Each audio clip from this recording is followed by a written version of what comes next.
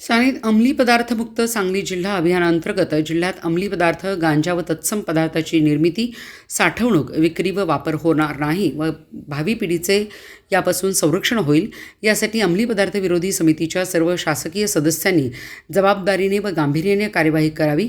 केलेल्या कार्यवाहीचा सचित्र अहवाल सादर करावा. तसेच हे अभियान अधिक प्रभावीपणे राबवण्यासाठी संबंधित सर्व शासकीय यंत्रणांनी तपासणी मोहीम व व्यापक जनजागृती मोहीम प्रभावीपणे राबवावी अशा सूचना जिल्हाधिकारी डॉक्टर मैनाक घोष यांनी आज येथे दिल्या.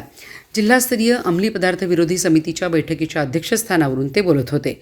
जिल्हाधिकारी कार्यालयाच्या बैठक कक्षात झालेल्या या बैठकीस अप्पर पोलीस अधीक्षक कल्पना बारावकर, निवासी उपजिल्हाधिकारी डॉक्टर स्नेहल कनिचे यांची प्रमुख उपस्थिती होती. या बैठकीत अंमली पदार्थ प्रतिबंधक कार्यवाही, उपाययोजना व जनजागृती याबाबत आढावा घेण्यात आला.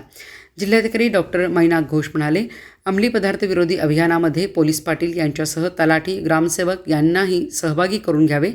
ग्रामसभेमध्ये याबाबत अधिकाधिक जनजागृती करावी. कृषी विभागाने क्षेत्र तपासणी, MIDC व जिल्हा उद्योग केंद्राने चालू व बंद कारखाने तपासणी मोहीम, रेल्वेचे डबे व वाहनावर अंमली पदार्थ विरोधी जनजागृती स्टिकर्स लावणे, शाळा महाविद्यालयांची तपासणी करणे आदींच्या अनुषंगाने केलेल्या कार्यवाहीचा सचित्र व सविस्तर माहितीचा अहवाल सादर करावा. कामगारांमध्ये जनजागृती करावी. कोणत्याही ठिकाणी असे पदार्थ आढळले तर त्याबाबतही व्यापक प्रसिद्धी करावी. जूनमध्ये शाळा सुरू झाल्यानंतर शाळांची तपासणी मोहीम हाती घ्यावी असे त्यांनी यावेळी सूचित केले. यावेळी अंमली पदार्थ अनुषंगाने कृषी, उपप्रादेशिक परिवहन, जिल्हा उद्योग केंद्र, महाराष्ट्र औद्योगिक विकास महामंडळ आदी विभागांनी केलेल्या कार्यवाहीचा सविस्तर आढावा घेण्यात आला.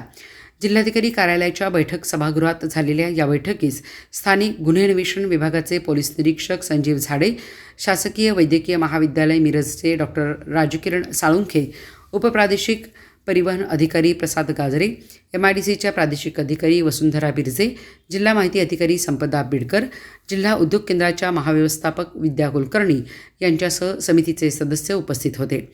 पोलीस निरीक्षक संजीव झाडे यांनी बैठकीच्या अनुषंगाने आवश्यक माहिती सादर केली.